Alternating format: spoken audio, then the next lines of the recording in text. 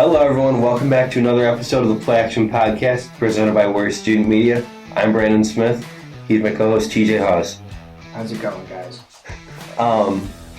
So, hope you guys all had a great Thanksgiving. We're going to start our weekly recap. We're not going to go over all the Thanksgiving games that we previewed because they kind of sucked, but we're going to start with one of them. Such a bad holiday. Yeah. It was so bad. I hate it. We're going to start with the Raiders-Cowboys because that was actually a good game. Yeah, everyone went in the overtime, and the Raiders pulled off the upset.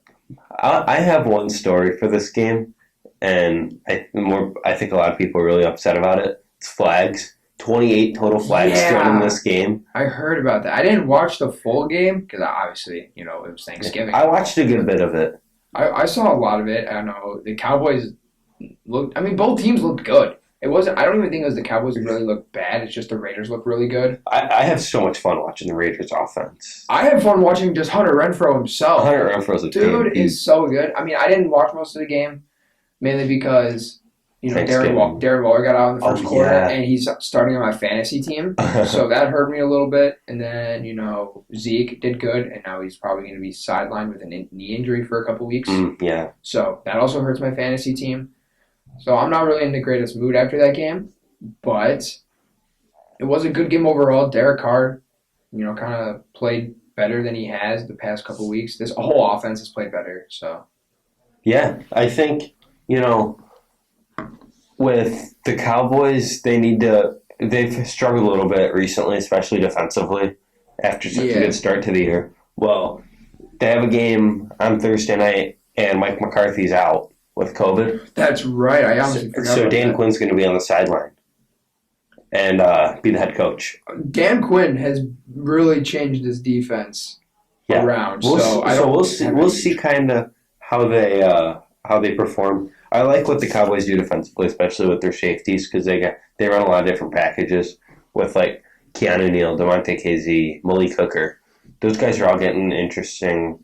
I think they're playing Keanu Neal more at linebacker. Oh yes, they definitely have been. It's been Devontae KZ and Malik Hooker. I don't think he's been starting. No. There's somebody else. I'm blanking on his name right now, but no, Keanu Neal has been their middle linebacker with Van Der Esch and Micah Parsons at outside, but Micah Parsons also has been edge. Parsons has mainly been edge. So that was actually a really good game. We're going to go now to Bucs-Colts. This was the game of the week. Oh, for sure.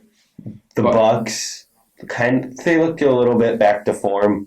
No. Leonard Fournette looked back to form. Leonard Fournette looked like LSU. He's called Playoff Lenny. His new nickname is Four Tutty Fournette because that was quite the game he put together, and he looked like vintage Fournette back at LSU. It was a great performance by him, and when you looked at this game and you saw these two running backs, I would not have expected Fournette to be the better of the two. The Colts really misused. The Colts misused Jonathan Taylor. Jonathan Taylor had tied the previous game. He had tied the game streak with LaDainian Tomlinson for consecutive games with 100 scrimmage yards and a rushing touchdown. Yeah. Now, I know that's a really weird, stat. record to break, but it's a hard one to do. That is over 100 yards a game and guaranteed a touchdown. He's had that 8 games in a row, tied it. He had a rushing touchdown and 97 yards in this game. Total scrimmage yards. Oof. I was very upset to see that he didn't break that record because he should have. I mean, they just didn't give him carries. I don't know why. And you know what though? At the same point, Wentz was playing well in the first half.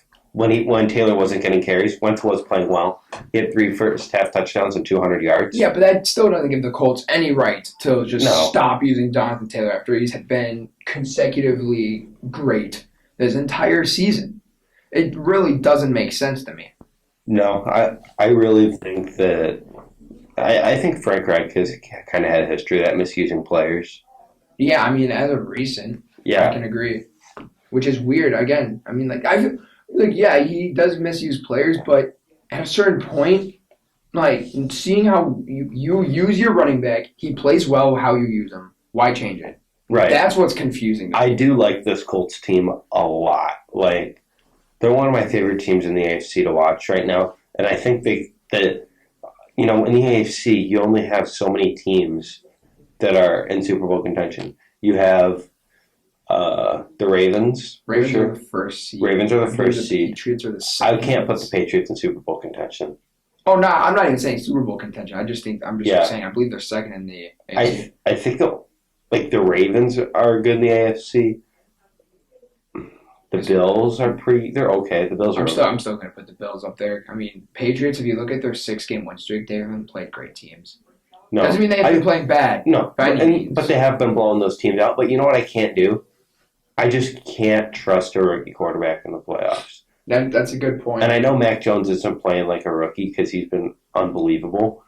But how far can he really take them? That's just my concern with the Patriots. It's really how far can he, excel, I guess, in this offense, considering their defense is easily carrying him. I mean, J.C. Jackson has 7 interceptions on the year. He's going to get a bag this offseason. I don't think he comes back to New England. Nope. He shouldn't, at least. But I mean, this game was good. But like you were saying, your Colts are still in contention for one of those wild card spots. I think they'll end up getting it. It's not like the NFC where the 5th seed is already locked in by the Cardinals or most likely the Rams. But even then, the Rams I'm pretty sure are just 1 game ahead of the Rams. The Rams are 1 game ahead of San Francisco now. So even then, that 5th seed isn't locked in anymore. But I still think the Colts are in contention for a 5th through 7th seed. And if the Titans keep dropping games, then I can see the Colts even taking that division. The Titans are very beat up. They're only 2 games ahead, too. So we're going to move on to the Rams now and the Rams-Packers game because you kind of mentioned them. I'm looking at their schedule. They got Jags at Arizona versus Seattle, at Minnesota, at Baltimore, and against the 49ers. They could lose a good bit of those games. I think they could lose 1 or 2. Did they lose to the Cardinals? They lost to the Cardinals. I think they'll take it against the Cardinals then. But it's in Arizona, so these division games usually can go like the 49ers play great against the Rams. I bet you the 49ers will win that game. Or the Rams could win because it could go 1-1. Yeah. It seems how this division goes. They'll beat Seattle. Seattle's awful. Seattle's probably the second worst team in the NFC. No, they are. I mean, they have the worst record. The second worst. No, it's the worst, I'm pretty sure. Or other than the Lions. But, who's counting the Lions? Come on. Yeah, they do have the worst one because they have 3 wins, and then, the Giants and Chicago have 4. But we're not counting Detroit as a football team, I thought. So Bears only have 2 wins then. Exactly, so. But, this was a good game. It was, sure. Stafford is interesting. There was a report that came out that he's injured, but why are we only hearing about it now after he's starting to struggle? Yeah, I was going to say that can be thrown in as an excuse. Rodgers literally said in a press conference that he had a fractured toe and then showed. Well, he didn't just say it. He just showed the whole damn world his damn feet. So that was funny. That was kind of funny. It's kind of gross. Well, it's Rodgers, so. I like my favorite part of this game. I hate Aaron Rodgers, but just as a Bears fan, I'm kind of supposed to hate him. My favorite part of this game was him putting Jalen Ramsey into a damn spin cycle. God, he does that every game against the Rams. That pump fake running for a touchdown. It was hilarious. Every time. Oh, my gosh. He was, in case you missed it, Aaron Rodgers pump faked and ran in for a touchdown. And Jalen Ramsey tried to tackle him, and Rodgers spun off him and sent Jalen Ramsey spinning and flying. I've noticed recently Ramsey doesn't even show effort in these games anymore. This was Ramsey's probably worst game of his career. He just doesn't show. I haven't seen effort out of him recently. He won't go diving for tackles anymore. He got his money, and that's really what has happened to a lot of these top stars. Mainly Ramsey, from what I've noticed. Yeah. It sucks. But this game proved that he's still so good, though. Oh, no, I agree. I'm not saying he's bad. But, in coverage, he'll do whatever he's got to do. I agree. But, if it's going for a tackle, he won't, go out of his way to make it, which kind of sucks. But this game taught me that the Packers, when fully healthy, obviously we weren't fully healthy for this game. And they won't get fully healthy. When they end up being fully healthy, they're the best team in the league. They are. They're an 8-3 team without the best cornerback in the league. And I'm saying the best. I believe Alexander is the best corner in the league. Don't agree, but okay. He's been out all year. They haven't had Zadarius Smith for a while. All year. Exactly, yeah. I think he's supposed to come back in December. Bakhtiari's going to come back soon. He's going to be back week 17, they're saying. Week 17. So he'll be back for the playoff push, which will be nice for them. But that's a star left tackle that's gone. Elton Jenkins is out for the year now. I mean, this is a beat. Josh Myers. Yeah, exactly. And he's been one of the best rookie centers. I mean, outside of Creed Humphrey, obviously. He only played a few games, though, but yeah. He was still looking really good. He was playing really well. So this is a beat-up offensive line, beat-up secondary. You got your star edge rusher out. Rasul Douglas is playing really well, though. And yeah, but nowhere near no, he's not, Alexander. No, but he kind of, I know, like, I don't know what the general consensus is on Cooper Kupp, but he had a really good game against Cooper Kupp. A lot of people are starting to say Cooper Kupp's overrated. I saw someone say he's not even top 25. I wouldn't say that, but people are saying he's overrated because of the system he's in, which I can get, but that's just called utilizing your receiver skill set, right? I mean, you're going to scheme your receiver to get open. That's not like stopping him from being good. He's incredible after the catch. He's an amazing route runner. He gets open because of his routes and because of where he's put, on the line. Yeah, it's just a coach being smart, which McVay has done all his time as the Rams head coach. That's normal. And then a receiver using his talents once he gets the ball in his hands. Exactly. And that's just called being a good receiver. He is definitely a top 3 receiver in the league. You think he's top 3? I mean, this year, yes. Okay. It's got to be... This year, yeah, him. Of course. Okay, my top 3 for this year alone, based off how they're performing, no order. Kupp, Samuel, Adams. It's got to be. Yeah, but Deebo Samuel's not a top 5 receiver in general. No, but he's been used as a running back last week. Yeah. What? Everyone's trying to find the next Cordero Patterson. And I mean, I think Deebo Samuel can be him. Honestly, he's shown it. It's not like they're just doing it to do. Yeah, I agree. It's crazy to say, but even though how well Cordero... Just because of how good of a receiver he is. Exactly. So, all in all, it was a good game. We'll see what happens with the Rams moving forward, though. The Packers are really good. And it showed a lot about the playoffs in NFC. Yeah, for sure. But like you said, the Rams gotta try and get a game here. I think the Jags, though, they can maybe sneak up on them. I would hope so. They could probably beat the Jags, but you never know. I mean, the Jags beat the Bills, so yeah, you can't say anything. Don't know. I mean, you're right. So we're gonna move on now to head coaching openings this offseason. So we're going to start with the Bears. Obviously, Matt Nagy, he's got to go. When you and me compiled this list of teams, the Bears were obviously the first one to come up. So, I mean, I don't think I've ever seen a state or a city hate one man so much unless he's a politician. And we're seeing it with Matt Nagy. Yeah. There was chance at the Illinois basketball game last night to fire Nagy. There was chance at the Bulls game. There were chance at his son's high school football game. That's so messed up. That is saying something. And the fact that the Bears won't move on from him shows that they don't care about what's best for the team. They're going to move on from him, but they need to do it now. Do you think so? I've been hearing that they won't even move on from him after this year. Because he got extended last year for a reason. He's just not it, man. He's not. I know you were telling me that one of the top, if not the top candidate, is Ryan Day out of Ohio State. Ryan Day, Brian Dable, Greg Roman, Kellen Moore. Those are the names you threw out. Those are the 4 leading. I wouldn't say the 4 leading candidates, but they're all very possible. I mean, isn't Ryan Day the actual leader? I think it's Brian Dable, but Ryan Day is a very close second. I mean, so who would you? You're the Bears fan here. Who would you prefer? Day. You would prefer Ryan Day? I can understand. Well, there is another name I'd prefer. Let's hear it. What do you? Oh God. I'm not saying it's likely. No, we're not doing this. We're gonna do it. Stupid take. Just say it. It's Ryan Day, or not Ryan Day. Sean Payton. Shut up. Go. I have my reasons. Yep. Throw out your list of reasons. Just because Pace came from New Orleans and, just him and Payton, they were close. And this kind of leads me into Ryan Pace a little bit. Ryan, we don't know what's going to happen with Pace. I don't think he'll stay in the GM role, but they might move him up to the vice president of football operations, which would make sense because he's a great drafter. He's not. I was going to say he's such a good drafter. He's not even a bad GM. No. But I think so. I think they'll move him up to head of football operations, and then he's going to lead a coaching search and a GM search. Yeah. I think there's and there's been rumors for so long that after Drew Brees retired, that Sean Payton would leave. And with the Saints are in such a bad spot right now, they look to have no future. It feels like it would be the time for him to move on if he was ever going to do it.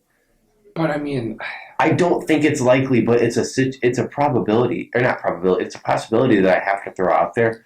He's not even a top 4 or 5 candidate that's likely. It is a good name to throw out there though, because I do understand that connection with Pace.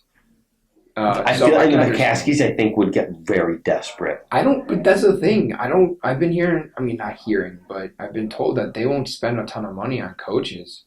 We'll see what they do because, I don't know. But I think it'll be, I don't know who it will be, but I want Dable or Peyton. That's all I want. That's fair. But would you be upset over these other guys like Kellen Moore, Greg Roman? I'd be a little more weird. Bieniemy? Eric Bieniemy? Nope, not going that route again. Not happening. There's no way they would. Nope, not going the Kansas City route again. That would be so funny. Hell no. I'd laugh so hard. I love Bieniemy. He's a good dude. He's probably a good coach. Yeah, there's no way they can go back to the just can't try. Kansas City OC. Another name I'll throw in there that's possible, just because they love the Sandy Reid tree, Doug Peterson. Oh, God. I wouldn't. Wasn't he a part of their staff for a little bit? He was like a guest at training camp for like a week. Yeah. He did it. He went to Indy too. So. Oh, that's true. That's true. But I can't say I hate it. I really can't. That's fair. Because he's a good coach. I really think he is. I don't think he's terrible. No. So we're gonna move on now to the Giants. Another team with general manager issues. General manager's got to go. On top of coaching issues. General manager has to go more than the coach, but they both got to go because Joe Judge is like this fake wannabe tough guy. Yeah, I was gonna say, dude, I don't feel like the team likes Joe Judge. There was a time in the off season, like end of August, where it was like 3 to 5 days in a row where a player retired. Yeah, it was a bunch of linemen. It was a bunch of linemen in a row retired. I remember that. It was hilarious. And then some coaches like randomly left. Yeah, this is just doesn't. I don't feel like it's a good organization. No. And it starts with John Mara, the owner. Yeah. Gettleman, they've said Gettleman's going to leave. John Mara, I hate him even as a Bears fan. I just as a football fan. Yeah. Because he was the one who started this whole taunting thing. Really? It was him. God. The whole stupid taunting rule is... He lost the Bears a game. Okay, I wouldn't... Against the Steelers. Okay, whatever, man. No, but seriously, they've failed time after time to make the right hire. So, I think Judge has to go because he's not the guy for the job. He's a wannabe tough guy. And I think Dave Gettleman is a failure with all of his draft picks. Even Andrew Thomas, who's turning out to be a good player, look who they passed up on. Yeah. Christian Wirtz. To be fair, Wirtz was a right tackle. He was projected as a right tackle, and they wanted a left tackle. So that just shows. You know what that also shows? Shows that they like Nate Solder, who's the worst starting offensive lineman in football. Yeah, that's true. And he's only starting because he can't play on the right side, which is weird that they're even starting him over. Because is Andrew Thomas even playing, or is he the right tackle now? No, he's playing left tackle. Yeah, so I don't even know. Solder's playing right tackle. What? He's like the worst right tackle ever. Jesus, that's my point. Dude. No, it's like, it's not even the fact that he drafts bad. He doesn't even draft that bad. Like, let's be real here. I understand Danny Dimes himself isn't a great quarterback, but he's the, what? What quarterback in that draft class would you have taken over him? Haskins? No, not right now. At the time, yeah. At the time, you would have taken Haskins over. But right now, Daniel Jones is the second best. Obviously, Murray is by far number one, but he was taken first overall. So, who else would you take? Will Grier. Shut up, don't even. But, like, he's not even a terrible at drafting. Even, like, he's had a few good picks. But he just cannot put together a roster. He can't. They could have got Justin Herbert. Exactly. But they didn't want to move. Well, okay, Danny Dimes, that was only his second year. They could have waited. But they could have waited. They could have waited and just played the year out with Eli. They could have. And then got Herbert or Tua. Probably what they should have done. That's what they should have done. I don't know. But we're going to go to the Raiders. It's not even the fact that they're going to fire a head coach. It's just an interim that they won't don't stay. have one. They don't have. I like Bisaccia. I do. I guess, but like, do you think he'll be promoted? No. Do you think they can make him the full-on head coach? They won't. I mean, I don't know. He's doing a pretty good job. They're right there in the playoff race. I know I'm going to go down to college for this example, and that's different. But Washington State had fired their head coach. Their intern won them the game against Washington, which is a big game for them. Yep. And that's something they haven't won in a while. And then, I think it was that night even, or right the day after, they had made him the official head coach. So maybe a big win by Vegas gets him the job. Yeah. Like this or game. Like a playoff berth. Or you get a playoff berth even. Because that would be insane if they could still make the playoffs. That would show. After all the crap that team has went through, even after John Gruden left. Then there was the Henry Ruggs situation. All of that. I mean, even going in the offseason, like Josh Jacobs had issues. Damon Arnett. Oh, I completely forgot about that, dude. Arnett got cut. I mean, like, they've gone through so much. And if they're really... You know what that team reminds me of? You just say it? Yeah. The 07 Gators. Exactly what I was thinking. Because you got full of criminals. Team full of thugs and criminals, all led by this Christian quarterback. Derek Carr. But, and then a controversial head coach to start the year. But, again, we'll see what happens to the Raiders. We're going to go now to the Jags. They're going to fire Urban They should fire Urban Meyer. Urban Meyer might just go to Notre Dame. I was going to say, because Notre Dame's job's open. Notre Dame's open. Brian Kelly went to LSU. So yeah. So we'll see what happens with that. The Jags need to find someone new. I mean, I'm trying to think. And I want to just mention, I know we haven't really said much, but guys like Kellen, I just want to say Kellen Moore, Brian DeBoll, Greg Roman. Joe Brady to a lesser extent. Joe Brady maybe. And then Bieniemy. I'm just going to say those 5 are candidates for all these jobs. And again, I'm sure there are guys. I think there were Brian Leftwich in there, or Byron Leftwich. I'll agree with that too. I mean, I just want to also mention that I'm willing to bet 2 or 3 names that we don't even think of are going to come out and coach. What if a college coach come out? What if a guy like Matt Campbell were to, or something like that? I know it's a smaller name. Considering Iowa State. The Bears have had interest in him before. Exactly. I mean, that was a conversation for the LSU job. That's been a conversation for all the coach openings. So, just you just got to look out for all these college coaches along with a bunch of coordinators. Yep. So, they need to find someone who's going to properly develop Trevor Lawrence, the number 1 overall pick. So, that's why I think the Bull would be perfect. Yep. The Bull would fit there perfectly. Because you know who Trevor Lawrence kind of reminds me of? Like a less built Josh Allen. Yeah, that's a good point. I mean, because strong arm, and he's having a similar start to his career. Yeah, just kind of all over the place. Yeah, exactly. Because Allen was bad. Yeah, his first year, just bad. Lawrence isn't as bad as Allen was his rookie year, but he's still down there for being a top pick. So we're gonna have to see improvement, and I bet we will see improvement. Yeah, because I'm not very good. Worried about it. But then there's 3 other jobs that we don't really know. Seahawks, Pete Carroll's old. He doesn't. I think he's actually a really bad coach. I do too, and like we were talking about earlier, just for today's NFL, he's a bad coach. Yeah, and like we said earlier in the episode, he is. I mean, the Seahawks are the worst NFC team. And again, I'm still other than the Lions, but I don't even want to count the Lions because Lions aren't anything. They're literally nothing. So yeah, so the Seahawks have to blow. I think they blow this whole thing up. And that's what they should do. They need to. I honestly think get rid of Russ. I think there are a couple teams right now, Bears and Giants being 2 of them. Or maybe not the Giants, but the Bears and the Seahawks, I think, are the 2 teams in the NFL right now that literally enter a full-on rebuild. The Bears, I don't think the Bears do. I mean, they don't, because the Bears don't even have a ton of pieces to begin with. I mean, they got the most important piece. You're right. I completely agree. And I think we build off of Fields and Mooney. You know, you've got your couple linemen. You got guys like Roquan and Jalen Johnson to build off of. And the Seahawks are the same way. You know, you got a couple good pieces. Like I think you keep locking in DK. You got a solid receiving core for your new quarterback to come in. You've got a decent a few defensive. A couple defensive pieces, yeah. And I mean, this is a team that can just build off a new coach. Yep. And then 2 other teams. We're going to start here with the Texans. I mean, Texans. We don't know the direction that organization is I have going. no clue. I don't even know if David Culley's a good coach because that roster is so bad. I still don't think he's a good coach. He was the wide receiver coach for the worst receiving corps in the league. And he benched his starting safety for disciplinary reasons. Yeah. And then we're going to go to the Vikings. This is the last one. Mike Zimmer. He's hated by that fan base. He sucks.